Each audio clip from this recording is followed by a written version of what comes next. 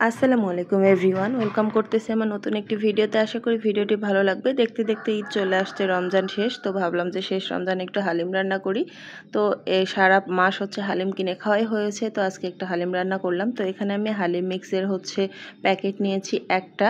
তো সেখান থেকে আমি অর্ধেক পরিমাণে হালিম মিক্স দিয়ে দেব আর অর্ধেকটা রেখে দিব, কারণ পুরাটা রান্না করলে ছয় জনের মতো খাওয়া যায় আর কি। তো আমার বাসায় যেহেতু আমরা 2 জন সদস্য, তাই আমি অর্ধেকটা দিলাম। দেওয়ার পরে এখন ফুটন্ত গরম পানি দিয়ে হালিম মিক্সটাকে ভিজিয়ে রাখতেছি। আমি যখন ভিডিওতে ভয়েস ওভার করতেছি তখন ভোর ফজরের আজানের পরে আর কি। তো এজন্য আমার বাসার পাশে একটা আন্টি মোরগ পালে, তো সেই মোরগ ডাকার শব্দটা আপনারা নিশ্চয়ই আমার ভিডিওতে পাবেন আজকে। এটা খুবই ইন্টারেস্টিং, তাই না? তো যাই হোক, হালিম মিক্সটাকে ভিজিয়ে আমি এখন ঢাকনা দিয়ে ঢেকে রেখে দিলাম। আর এদিকে আমি গরুর মাংস নিয়েছি। গরুর মাংসগুলোকে ছোট ছোট টুকরা করে কেটে নিয়েছি, চর্বি হাড় সহ কিছু গরুর মাংস নিয়েছি আমি। তো ওগুলোকে ভালোভাবে ধুয়ে এক সাইডে রেখে দিলাম। আর এদিকে আমি একটা প্যান বসিয়ে দিয়ে কিছু তেল দিয়ে এখন পেঁয়াজ দিয়ে দিলাম। পেঁয়াজটাকে খুব সুন্দরভাবে একটু ভেজে নিব, মানে ব্রাউন কালার হয়ে আসা পর্যন্ত ভেজে নিব। তারপরে আদা বাটা, রসুন বাটা, তারপর লবণ, তারপরে মরিচের গুঁড়া আর হালিম মিক্সের যে মশলাটা ছিল সেখান থেকে আমি অর্ধেকটা মশলা ব্যবহার করেছি। তো ব্যবহার করার পর সামান্য একটু পানি দিয়ে এখন মশলাটাকে খুব ভালোভাবে কষিয়ে নিচ্ছি। তো তেল উঠে আসা পর্যন্ত মশলাটাকে খুব সুন্দরভাবে কষিয়ে নিলাম। তারপরে এখানে আমি গরুর মাংসগুলো দিয়ে দিলাম। দিয়ে এখন গরুর মাংসগুলোকেও কিন্তু নেড়েচেড়ে খুব ভালোভাবে কষিয়ে নিচ্ছি। তারপরে কষিয়ে নেওয়ার পর সিদ্ধ হওয়ার জন্য এখানে পানি দিয়ে দিব। যেহেতু আমি গরুর মাংসগুলো ছোট ছোট করে কেটেছিলাম, তাই সিদ্ধ হওয়ার জন্য বেশি সময় লাগবে না আর কি। তো আমি সিদ্ধ হওয়ার জন্য পর্যাপ্ত পরিমাণে পানি দিয়ে দিয়েছি। আর এদিকে দেখেন হালিম মিক্সটা ভিজে একদম খুব সুন্দরভাবে সিদ্ধ হয়ে গিয়েছে। এটা বেশিক্ষণ জাল করতে হবে না, কারণ ফুটন্ত গরম পানি দেওয়া ছিল, তাই অনেক সুন্দরভাবে সিদ্ধ হয়ে গিয়েছে। তো এদিকে দেখেন আমার গরুর মাংসের পানিটাও টেনে আসছে। আমি এখন মাংসটাকে আরও কিছুক্ষণ কষিয়ে নেব। আর মাংসটা কিন্তু খুব ভালোভাবে সিদ্ধ হয়ে গিয়েছে।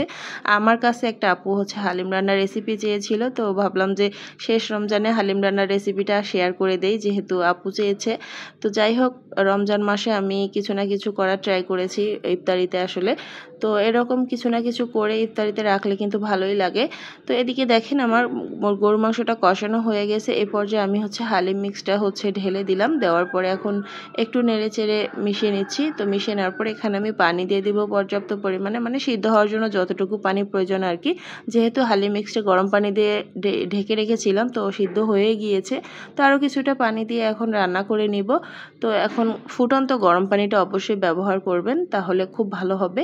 তো এখানে দেখেন ঢাকনাটা খুলে এখন আপনাদেরকে দেখিয়ে দিচ্ছি নেড়ে চেড়ে যে কেমন হলো। তো আমার হালিম রান্না কিন্তু একদম কমপ্লিট হয়ে গিয়েছে। আমি দেখেন ঘনত্বটা কীরকম রেখেছি। ঠান্ডা হয়ে গেলে আরও কিছুটা জমে যাবে। আর হালিম মিক্সের যে মশলাটা ছিল, আমি সেখান থেকে অল্প কিছু মশলা এখানে উপর থেকে ছিটিয়ে দিলাম। এখন আপনাদেরকে সার্ভ করে দেখিয়ে দিচ্ছি আমার হালিমের রেসিপিটা কেমন হয়েছে। আর খুব সুন্দর কিন্তু একটা ফ্লেভার পাওয়া যাচ্ছিল। তো আমি একটা মাটির হাঁড়িতে করে হালিম নিয়ে নিলাম। এখন উপর থেকে আমি দিয়ে দিচ্ছি কিছু পেঁয়াজ বেরেস্তা। এটার কারণে কিন্তু খেতে অনেক বেশি মজা লাগবে। তো পেঁয়াজ বেরেস্তা পরিমাণে একটু বেশি করেই দিলাম, যেহেতু 2 জন মানুষ খাবো, একটু পরিপূর্ণ তৃপ্তি নিয়ে খাবো আর কি। তো এখানে আমি আদা কুচিও দিয়ে দিলাম। আদা কুচিটা দিলে কিন্তু হালিমটা অনেক মজা লাগে। তারপরে দিয়ে দিলাম কাঁচামরিচ কুচি। আমার বাচ্চার জন্য আগেই উঠিয়ে রেখেছিলাম, ওর জন্য এটা খাওয়াবো না আর কি, কারণ ও কাঁচামরিচটা খেতে পারবে না, ঝাল লাগবে, তাই ওর জন্য আগেই উঠিয়ে রাখছি। আর 3টা স্লাইস করা লেবু দিয়ে একটু পরিবেশন করে নিলাম। কেমন হয়েছে আমার হালিম রান্নার রেসিপিটা অবশ্যই কিন্তু কমেন্ট করে জানাতে ভুলবেন না। আর একবার হলেও বাসায় ট্রাই করবেন। আজকে এ পর্যন্তই। আল্লাহ হাফেজ। ঈদ মোবারক।